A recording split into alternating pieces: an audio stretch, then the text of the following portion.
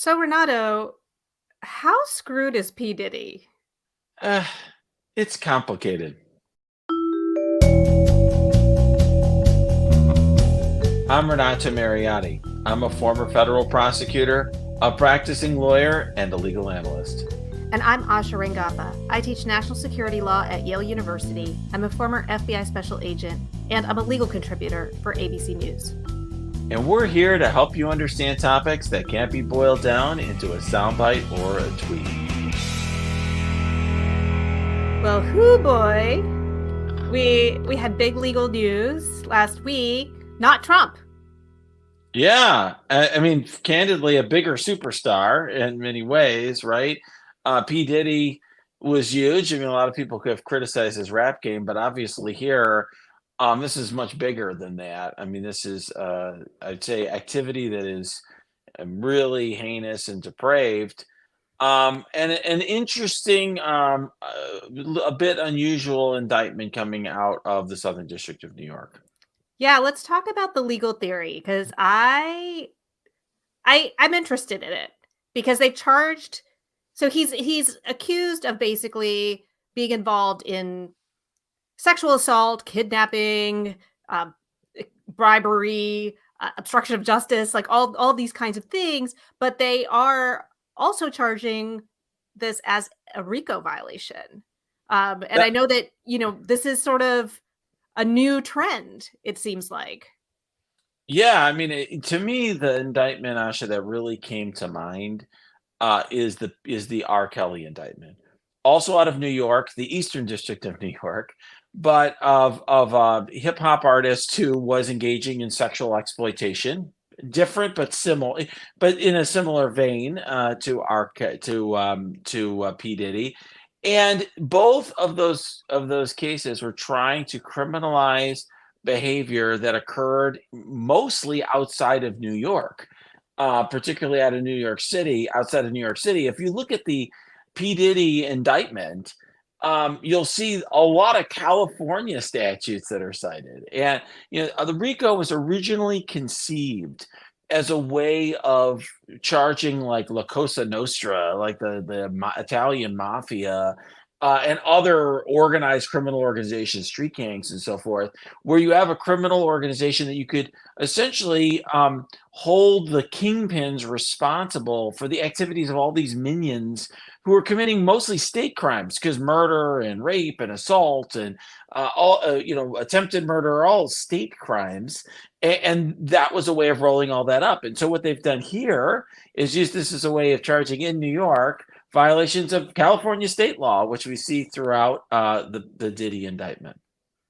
Yeah. So to go to what you're talking about with the original reasons for RICO, right? So my understanding is that RICO was a way to get to the people at the top because the way ordinary conspiracy law couldn't reach them. So you have an organized crime group, whatever the one you just said, um, and they are engaging in these things that I just mentioned: bribery, extortion, hits on people, a murder for hire. But the actual people executing those things are really kind of the lower rungs of the ladder. And to the extent that you're finding an agreement, say with the hitman, it's there. The person at the top is speaking in code. You kind of know that they want it, or it trickles down in some vague or informal way. So they can't tie the person to the top. And so it makes sense to me in that context, right? Because they're profiting from this criminal activity. Then they're using these enterprises, maybe laundering money through these businesses, and that's giving more money off the top of that. So it's a whole scheme, right? That's also intertwined with business. And I can also see how this could be applied in, say, a gang setting, because those are criminal organizations. They're financing themselves through drugs or selling guns and drugs on the black market. What I think is interesting is the way that RICO has extended to these other contexts too. So I'm thinking of, for example, the admission scandal. I don't know if you remember that. That Hmm. was where there was a guy who had a foundation, and basically he was using a quote unquote charitable foundation where people were funneling money as bribes to get their kids into college. And there were a bunch of people. That one was really interesting because they had the guy at the top and they were using RICO really to get to the people at the bottom, like the celebrities and stuff that were paying. Okay, but at least there's money flowing there. Then you see it in Georgia, which is obviously a state level. Again, that's kind of a weird context to use RICO, but there I could at least see like a common purpose. They were all trying to do something illegal, which is overthrow this election with all these sub-conspiracies. What I'm kind of curious about here and with the R. Kelly is it's not really clear to me what the enterprise is or what the common purpose is. Do you know what I'm saying? This isn't like a profit-making kind of entity. It's not necessarily something that's a criminal organization that's operating for criminal ends.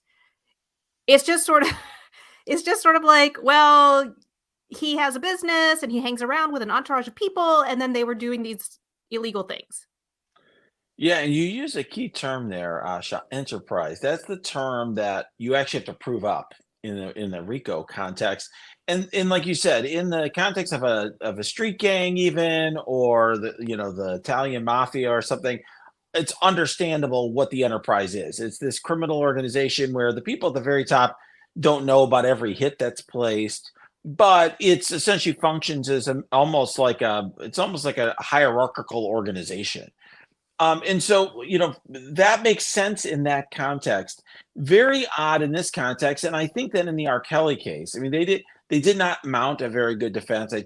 I wasn't impressed with R. Kelly's defense team, but they could have mounted a defense in which they essentially were saying, look, R. Kelly may have done some really horrible things, but he's not a racketeer. He's not racketeering. He's not some gangster. That's not what he's doing.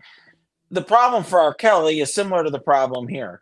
Essentially, this is being used in New York by New York federal prosecutors in both of those two cases to criminalize conduct outside of New York, but also to sweep in lots of individuals. You used the term a moment ago, Asha, with entourage. Well, that's exactly how I would characterize these people. There's some entourage of people around R. Kelly. There's an entourage of people around Diddy.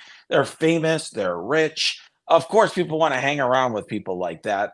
Totally understandably, they're off partying or whatever. And essentially, what the feds are doing is saying, "Hey, we don't even have to define exactly who's in the enterprise, and it's not really well defined. It's not like the mob where you become a made man or something through some sort of procedure, right? It's whoever happens to be hanging around with Diddy at a particular moment."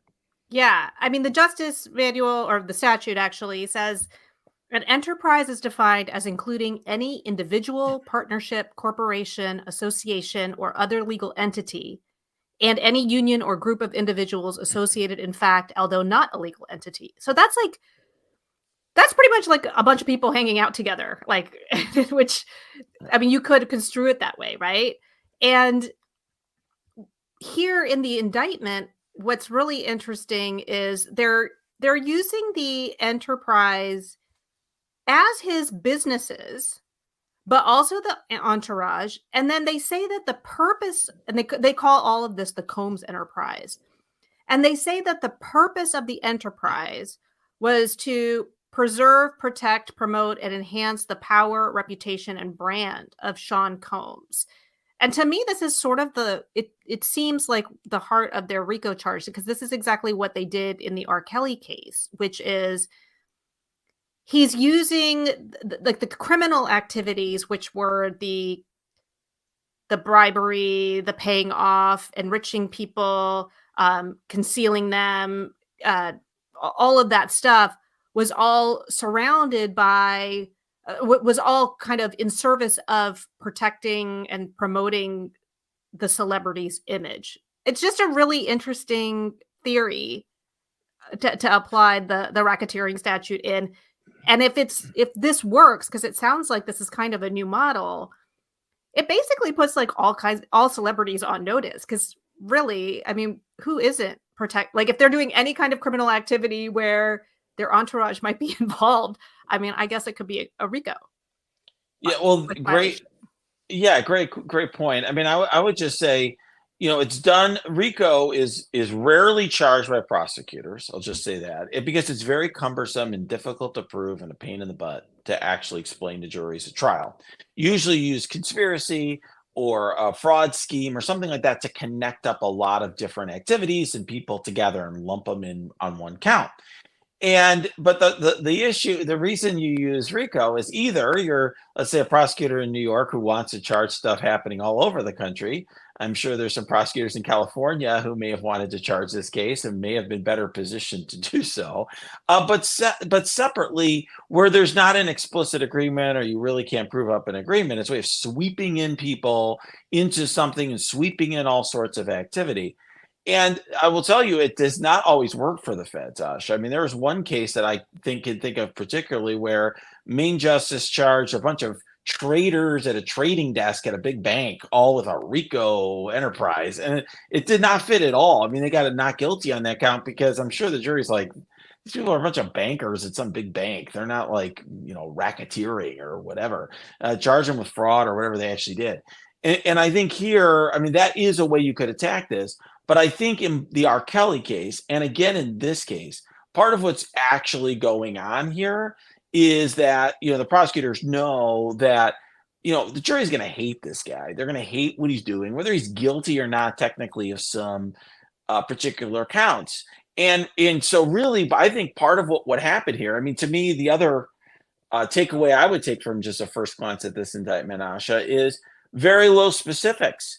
And it really seems to me like part of what the prosecutors are trying to do here is sweep up as many potential people into this as possible and just kind of allege broadly things without having a lot of specifics about specific victims, specific times, specific places, so that this way they're just kind of putting a marker out there. And essentially, they're going to potentially freak out a lot of Diddy's friends into flipping against him. Yes, it is low on specifics, but one thing that I did notice is that it goes back really far. So it goes back to 2008. So it seems like one advantage of the RICO conspiracy charge is that you can bring in criminal acts that may be unable to be prosecuted on their own because, for example, like not only is it like a state crime, but it's also the statute of limitations has passed. But they do mention that it goes back to 2008, right? So it sounds like they are willing and able to produce some victims that are going to be able to corroborate this from that point forward. Because for a RICO charge, you also have to show that the criminal activity is continuous, right? Or continuing, like it's a pattern, it's a repetitive thing that's gone on over time and that is likely to continue. That's right. Now you can do a similar kind of move in terms of statute of limitation with conspiracy. So if you have, let's say, me and you agree to whatever, engage in our bank robbery and conspiracy, technically speaking, we can, or drug dealing conspiracy or whatever. Technically speaking, if we've been doing it for 20 years, they can sweep up everything we're doing as long as we're continuing to engage in the conspiracy or trying to hide or do something else in our efforts regarding these crimes in the, let's say the last 5 years, hypothetically. But what the advantage of RICO is for them here is they don't have to prove a specific agreement about specific crimes with specific people. It's all just Right. sort of swept in. I will say, I should just to kind of put myself on a limb here and make a prediction. I think that this is a placeholder indictment. I think what happened was they saw, Diddy's attorney, who well-known New York criminal defense attorney, was out there on television saying there's only one victim, that's all they've got, and he was out there interviewing everyone and locking in witnesses into a story. And I think they wanted to put the kibosh on that and get out ahead of him and say, hey, make this guy a pariah. Like, essentially let the world know we got him, we're going to indict him, and that sort of thing. And also get him in custody. And now the pressure's on Diddy. Now Diddy may want to cut a deal or whatever, but I think that they're going to supersede later, kind of like what they did with Sam Bankman-Fried, same office, put out this kind of placeholder indictment, got the guy out of the Bahamas, and then they superseded later and added a lot more stuff. Yeah, I think the victims here, though, will be really important, because there is a big distinction here compared to R. Kelly. Because in R. Kelly, the victims were underage. So they were per se illegal. There's no question that he was engaging in illegal sexual acts. Whereas here, it seems like, and from what I read, I think this might be the direction that they're going, is to argue that this was all consensual, right? That because what the crux of the allegation here is that basically Diddy was having these big sex parties, which he called freakouts. And he would bring in commercial sex workers. He would have women that he had lured in with, promises of a relationship or a career. And then he would use his like influence and leverage and coerce them into, performing sex acts and taking drugs. And then, basically like abuse them and beat them, and then later on like hide them and pay off people who are helping, all of this stuff. I mean, it's really bad. And the details are all in the indictment, but it seems like the defense could be these were just sex parties and everyone there was just there, to have fun.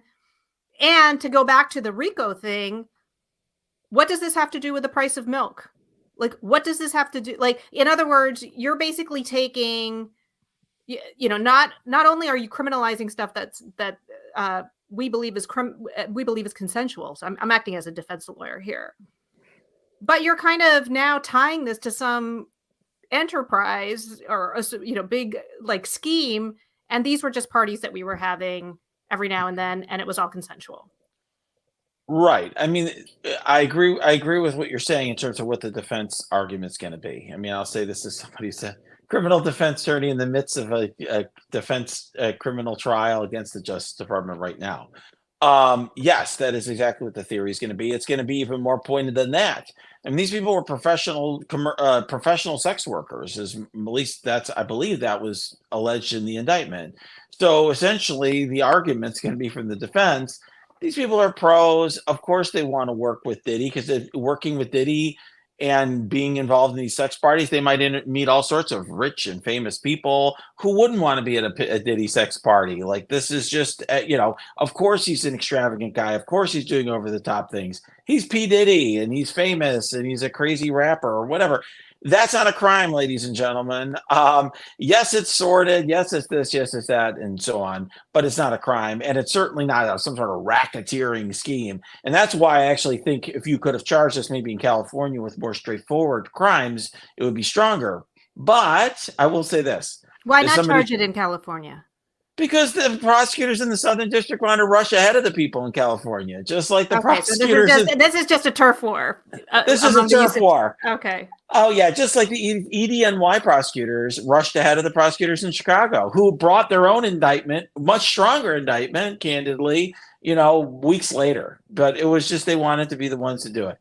But separately, I will just say, though, Asha, real life trials are not decided by like ChatGPT, AI robots. They're decided by juries. And I'll tell you, and this is frustrating for me all the time because I have clients like my current client who are essentially, I have no doubt that an AI robot would acquit the client, but will 12 random people. And here, regardless of what you think about how this meets the elements of RICO and whether they could actually prove a RICO conspiracy, the most jurors who are watching this and seeing this unfold are going to hate this guy. They're going to hate what he's doing. They're going to hate this behavior, and consensual or not, or professional sex workers or not, or they, did he know exactly what was going on or not, or was it really an enterprise or not? Jurors are just going to hate what's going on here and vote against it effectively by voting him guilty. And that's the problem that Diddy and his lawyers, his legal team have. Yeah. Well, and the other problem they have is, Lordy, there are tapes. I mean, he apparently videotaped some or a lot of this activity. presumably because he thought that it would somehow give him leverage to keep people quiet or something like that, but it's now evidence. So that's Or not yeah, great. maybe he wanted to watch him. I mean, it sounds like, I mean, Right. they allege his own gratification was part of this. I mean, this may be how he gets off, but it's a huge problem for him, huge problem for his team. And look, there's no question that all of this is depraved, and it's just everyone is going to condemn this, and he's just in a very difficult position sitting in federal prison. So, ironically, the reason I said it's complicated at the beginning is legally he's not in as bad of a spot than he is in reality. And the reality is he's in custody, he's already serving a sentence effectively, and the evidence is only going to get worse, and everyone's going to run for the hills and cooperate with the feds, and the jury's going to dislike him no matter what. Yeah, because R. Kelly, to go back to that as sort of the precedent for this kind of theory, he's serving 30 years and then 20 years on the two different charges. I forget which is which. Yeah, he's totally screwed. Now, one of his business managers got off, but and that's the thing. The hangers-on types they have their defense. Like, hey, I had no idea. He's just some rich bajillionaire, music star. But the guy himself doing depraved things, like, good luck with that. Yeah, and he's now in Metropolitan Detention Facility, the same place that Jeffrey Epstein was placed. And footnote, it does seem like now, in retrospect, that case could have been charged as a RICO, because I mean, it seems like that was more fitting of a actual enterprise of what he was running, because he literally had Ghislaine Maxwell out recruiting these victims and was kind of using it to, I don't know, bring these high rollers into his orbit and stuff. I agree. I mean, first of all, yeah, that prison you're talking about is in New York City, and it is where people who are involved in court proceedings in New York are often kept. There's a counterpart in Chicago that I'm very familiar with, the MCC here, Metropolitan Correctional Center. But when you're talking about the Epstein case, I agree with you that it could have been brought as a RICO case. Certainly, Ghislaine Maxwell served a role for him that's much more like a lieutenant or like a second in command. But they didn't have to do that there, because they could just charge conspiracy and much more straightforward crimes that are easier to prove up. I mean, I think RICO, like when you have a RICO what's case, the point? Is it just sexier? Well, you said it gives the venue, so it gives the U.S. Attorney's Office a way to snag it for their own. right? It potentially carries heftier penalties. It can turn state violations into a federal violation.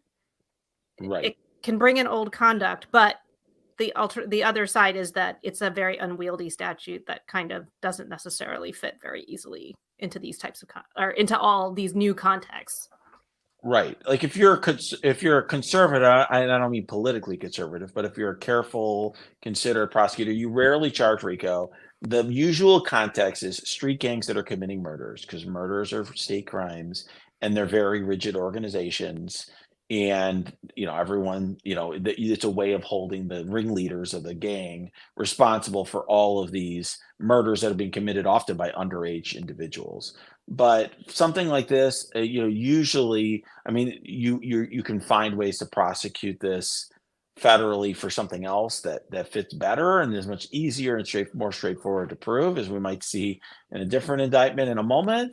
But here, I do think that part of the motivation, I mean, the big part of the motivation is because the New York prosecutors wanted to do it. But even apart from that, there are some state crimes that are mentioned here, and that's got to be part of the motivation as well.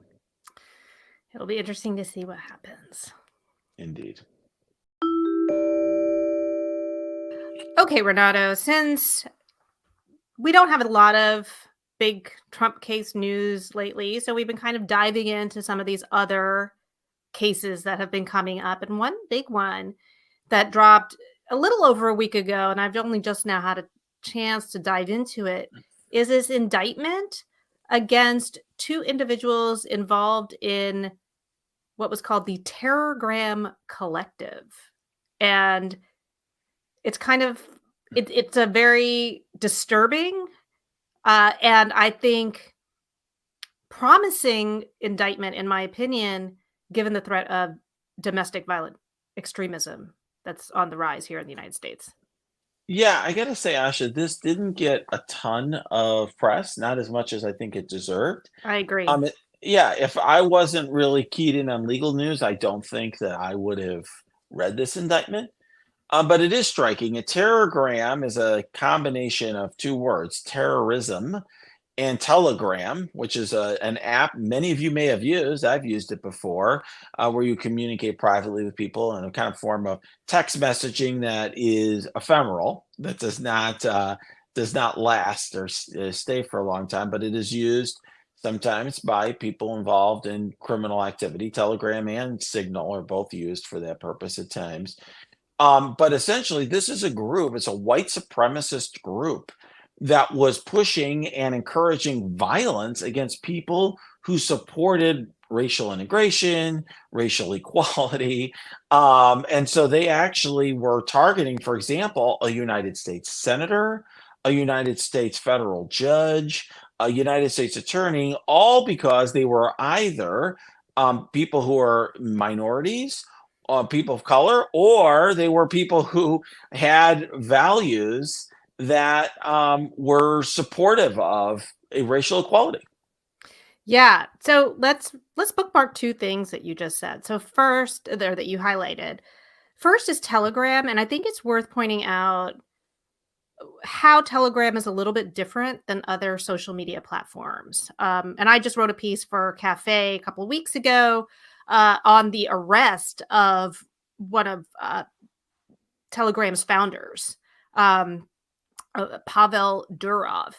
And he was arrested in France because of the fact that this platform is basically used for criminal activity. And so there's a couple of features, and you've used it. I have not used it, but it is different than other social media platforms in a few ways. So the first is that it combines a lot of different features, right? So you talked about the encrypted one-to-one messaging, which is sort of like Signal, but it also has big group chats, which is sort of like WhatsApp, except there's no limit to the number of people that can be in a group.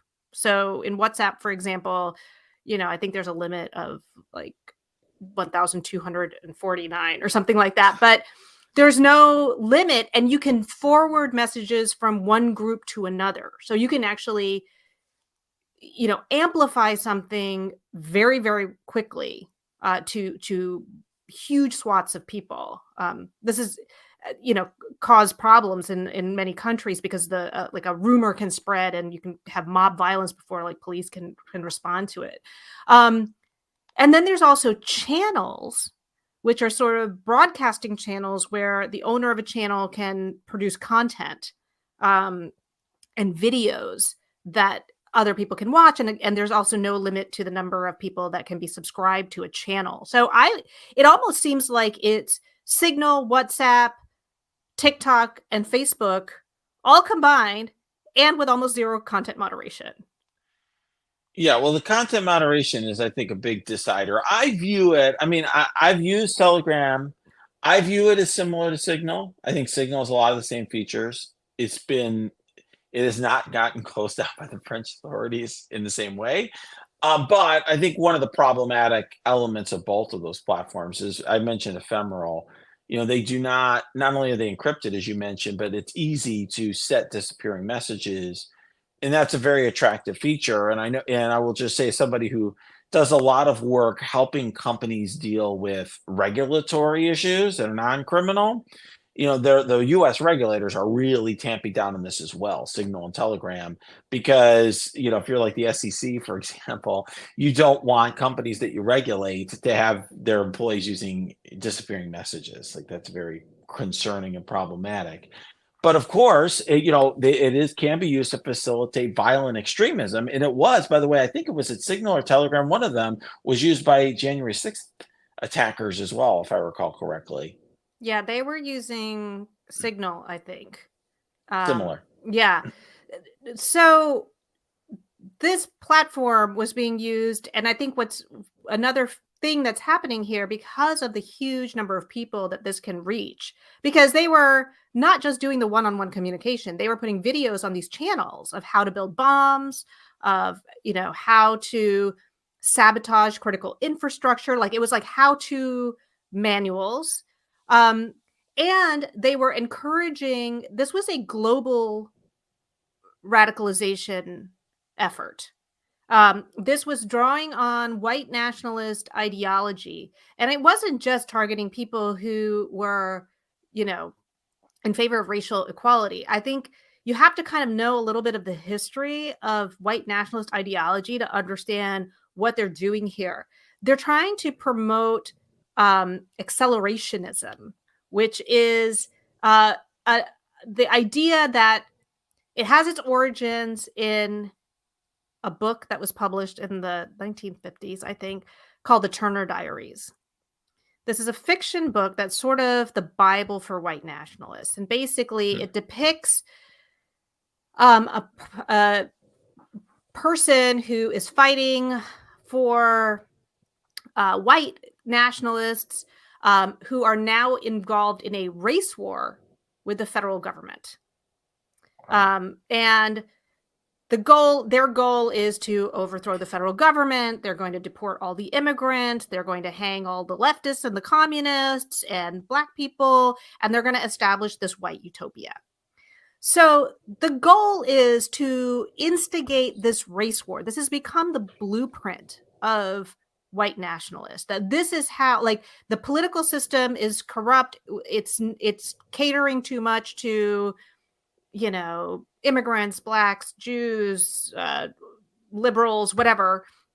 The only path is violence, and the only way to get there is to force the federal government into this war. So this is what they're doing. So this is the sabotage of the critical infrastructure. This is all about trying to instigate this face-off with the federal government. And that's what they're trying to do. And they're also appealing to people all around the world. Like, they celebrate global attacks motivated by white supremacy, like the Christchurch shooting in New Zealand. And they actually inspired some people in other countries. One in Turkey, I think, and one in I think Slovenia is where it was, to engage in these kinds of acts everywhere.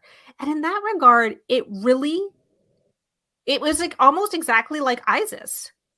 Like, it's putting this ideology out there, giving the how-to manuals, encouraging, enticing, inspiring people, soliciting people to engage in these acts of violence, down to the fact that they were saying, if you conduct an attack and it's successful, you will become a saint. In the same way that the, you know, Islamic fundamentalists hype up martyrdom, it's basically the same thing. And it's saying you'll be revered forever and you'll be in our whatever Saint Hall of Fame on the Terrorgram collective. But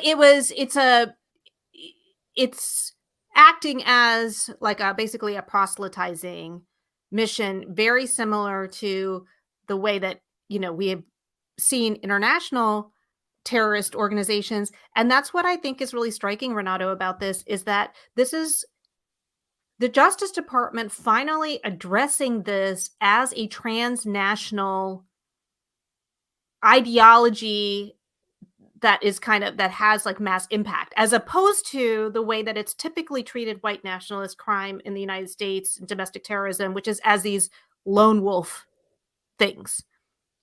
Does that make sense what I'm saying? I mean, we are always like, oh, it was Timothy McVeigh, and Timothy McVeigh is completely unrelated to any other, you know, white nationalist motivated activity before. And January 6th was completely unrelated to Timothy McVeigh. And if you read the people who have written about this, a great book is Kathleen Belew, Bring the War Home. Highly recommend that. And Jeffrey Toobin's Homegrown, which is about Timothy McVeigh. These are not lone wolves. These are people who are all connected by an ideology and loosely associated in the same way that, you know, the San Bernardino shooter is connected to ISIS. We haven't ever treated it that way. We treat them as one-offs. And this is the federal government finally saying, This is a transnational movement, and I think that's a huge step towards combating domestic violent extremism. Yeah, wow. It makes a lot of sense. I will say just reading the indictment was very educational to me. And I had not read the books, either the books you mentioned. I am aware that there's white nationalist movements. I'm aware that there are groups, but it was a lot packed into this. And I think it's an interesting contrast to the indictment that we looked at just a moment ago, right? In other words, the Diddy indictment, sweeping terms, very vague. The 14 pages of it includes just like a lot of boilerplate about forfeiture and other things. This is a much longer indictment, much more detailed, literally has excerpts from manuals. And by the way, no RICO charge. There's a conspiracy charge, which is much easier and more straightforward to prove, that covers a lot of activity, but then lots of specific counts of lots of specific things that they did, some of which are easier to prove. So as backstops, like, hey, you doxed this person, a federal official. You tried to solicit violence against this federal official. Things that even if they lose on a hate crime a charge or something like that, they have as a backstop. So to me, this was an indictment that, despite the fact that the Diddy indictment got all of this press and all of this attention, I think that more work went into this, and this is for me as a lawyer, a more impressive piece of work that went into this as somebody who had used to investigate crime than the Diddy indictment was. No, this is very impressive, and I have a feeling that it's going to sweep up more people. Because obviously, if they have all these communications, then they know the people. Then they have the network now of the people that are, uh, following these channels, communicating with them, planning things. Because they were actually actively in contact with people who were planning attacks, and it was Slovakia, not Slovenia. I'm sorry what I said earlier. The other thing that struck me about this indictment is the count for material support to terrorism. Hmm. That's typically something that you see in an international terrorism context, right? With declared foreign terrorist organizations.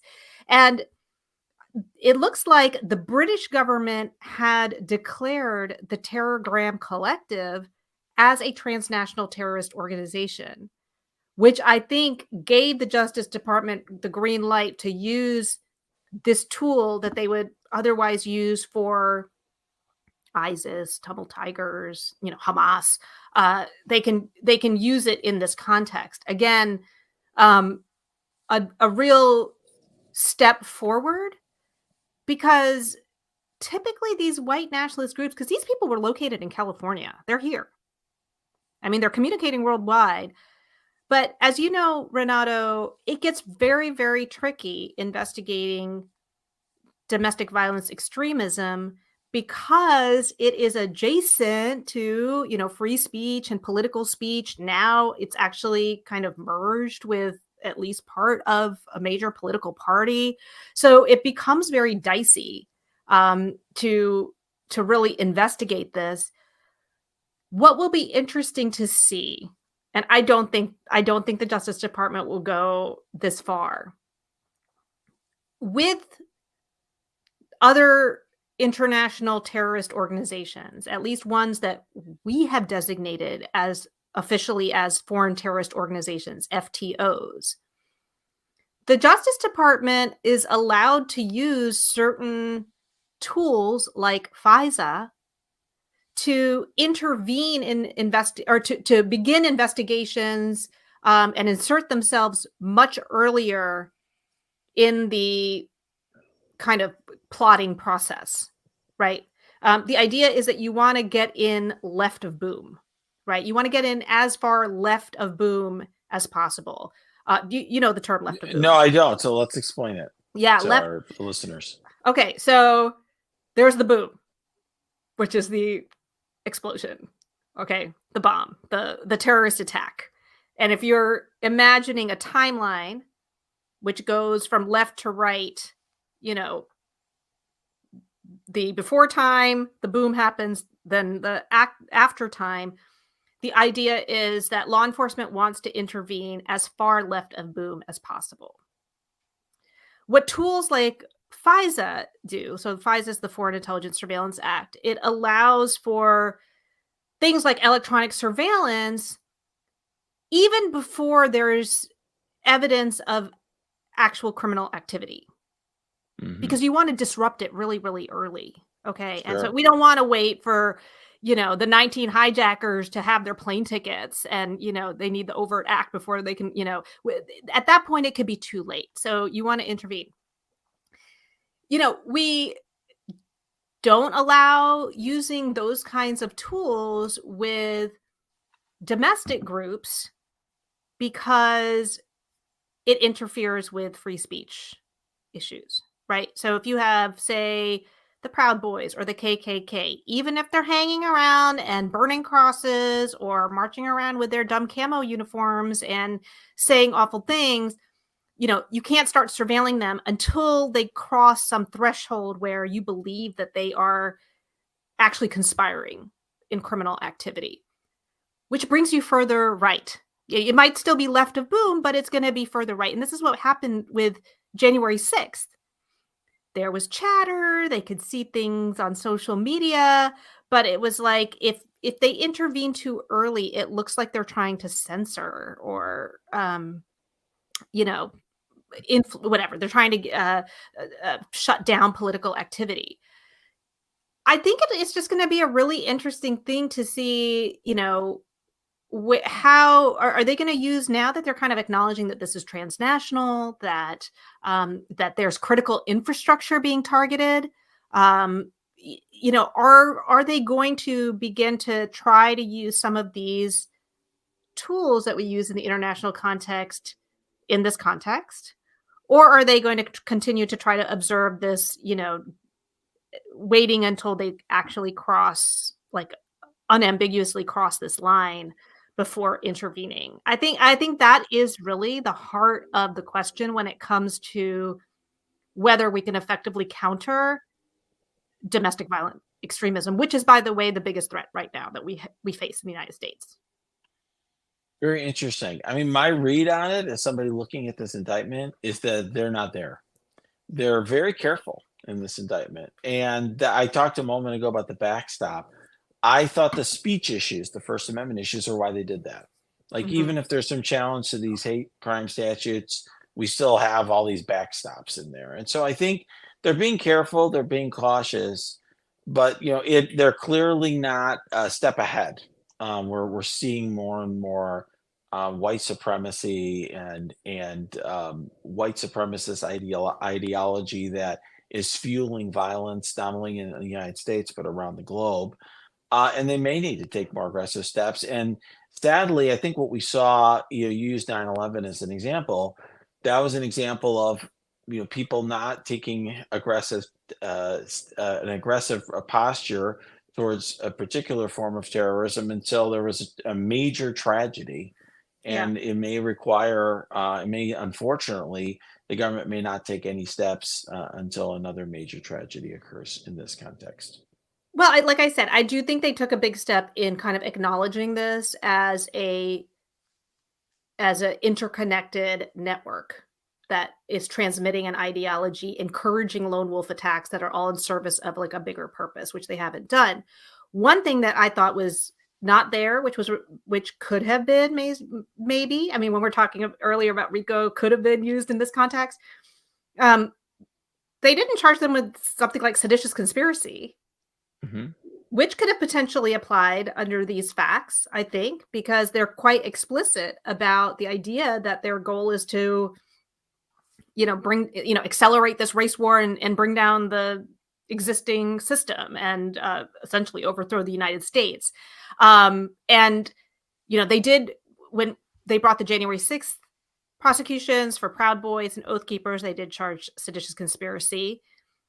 In 2010, there was a Christian nationalist group called the Hutari that was charged with seditious conspiracy in Michigan. And that was thrown out because the judge in that case said that there wasn't enough evidence that this was kind of directed at the federal government, that the purpose was there. But I think that was here. This sounded to me, this sounded a lot like the kind of facts that were in a case against Abdul Rahman, the blind sheikh, who was charged with seditious conspiracy. But again, I think that the Justice Department is going to be really, really careful. Even if they can charge seditious conspiracy, they're not going to, unless I think they're, because it's a political crime. And I think the closer that you're getting to speech that, again, unfortunately at this point intersects with a major political movement in the United States, then it just gets dicey. I think it's unfortunate, but I think they could have charged it here. They didn't. I actually think, Asha, it's a sign of strength that the Justice Department didn't include a seditious conspiracy charge here. Prosecutors are always thinking about litigation risk. And really, I think they're just lumping this in with all sorts of other litigation risks that they could have. And really, if they had to fall back on seditious conspiracy as the only thing that they could do to put all of this together and have an indictment, like what's called a speaking indictment, where you can kind of lay out the entire pattern of criminal activity, I think they would have done it. But here they had a much more conservative approach that they could take that would get them where they wanted to go. And so sometimes, ironically, these indictments that have big fancy statutes, whether it's RICO, seditious conspiracy, often there's an issue that they're trying to work around, that they're using that as a backstop or to rely on. I think this is, like I said, from a legal perspective, from a prosecutorial perspective, this is not only a very impressive piece of work in terms of investigation, but the indictment looks really rock solid. And I think that was the goal. They wanted to make sure that they took these people down. Yeah, I wouldn't disagree with that. And I think with the January 6th cases, I don't think they were trying to work around anything. I think they took the step of charging seditious conspiracy because they had to signal that this was really, really, really, really serious in that instance. Yeah. I think it was symbolic. It was symbolic. And it carries the stigma that they wanted to make sure that those perpetrators would endure as basically as being traitors. I think that the alternative for them was a conspiracy that didn't sound all that heinous. Serious. Yeah, it was like a conspiracy to interfere with the lawful functions of the United States or something along those lines, which would just not be viewed as seriously. And so that's why they took that step there. But here, there's a conspiracy that sounds very sinister and heinous, right? And fits the crime very well. And I think that's why they went the other route here. Well, these two are now under lock and key, so let the games begin. So before we go, you're in a hotel room. I am very much in a hotel room. That is because I alluded to this earlier. I have a federal criminal jury trial that I'm in the middle of in LA. And so I am living out of a hotel room right now, and my office nearby, or an office, my firm's office nearby. And it's pretty grueling. It's hard to be away from home. Yeah. I think you're making the most of your background, though. You don't look like a hostage. Sometimes when people are in like hotel rooms, they're like, they just have like the white background behind them. Yes. And yeah. So good for you that you have a little bit of art or something behind you. I was traveling too last week. Where did you go?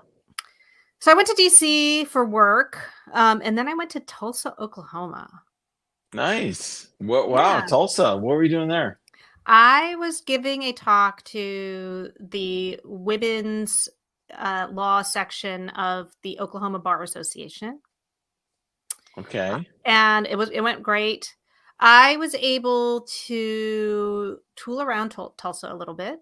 Saw some sites. They have a lovely little art museum.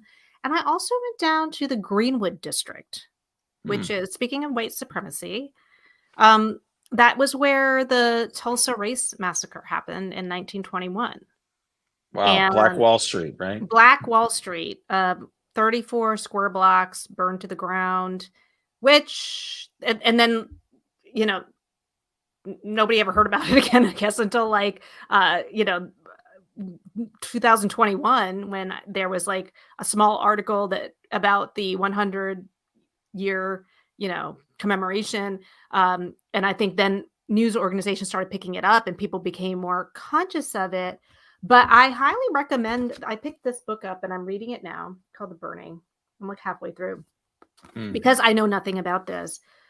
But to kind of tie to what we were talking about in the second segment, it's very it's very disturbing, the whole thing, but the history of the Ku Klux Klan, its formation after the Civil War, how it was actually kind of disbanded because of federal legislation, including the Ku Klux Klan Acts that are now being used to prosecute at least one of the charges against Trump, were pretty effective in kind of getting him to disperse. And then it was in 1915, there was a movie called The Birth of a Nation, which again is propaganda that proselytized people into, this white nationalist movement, gained a lot of ground. That's when, Jim Crow began getting entrenched. And the KKK kind of fashioned itself as a fraternal order. And sort of that's why it wasn't quashed in the same way that it had been post-Civil War. And, and it's continued to grow and morph into the different versions that we see today, including in that Terrorgram, indictment. Wow. I have to say, definitely an episode. This particular episode in American history is one that I don't think you and I learned much about growing up. I learned And zero. I yeah, learned zero. same. Yeah, same. So it's a good thing that more attention is being paid to white supremacy and white nationalist movements that occurred, unfortunately, throughout much of U.S. history.